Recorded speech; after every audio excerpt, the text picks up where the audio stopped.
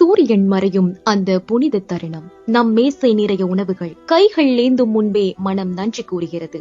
ஆனால் அதே நேரத்தில் உலகின் ஒரு மூலையில் இடிபாடுகளின் அடியில் தாயின் அரவணை பற்ற ஒரு பிஞ்சு உயிர் எதை ஏந்தும்? அங்கே உணவு தட்டுகளுக்கு பதிலாக போரின் மௌனம் பரிமாறப்படுகிறது. நேற்று வரை தந்தை தோளில் சுமந்த அந்த மழலை இன்று பசியின் வலியையும் அனாதையாகி போன வாழ்வின் சுமையையும் ஒரே நேரத்தில் சுமக்கிறது.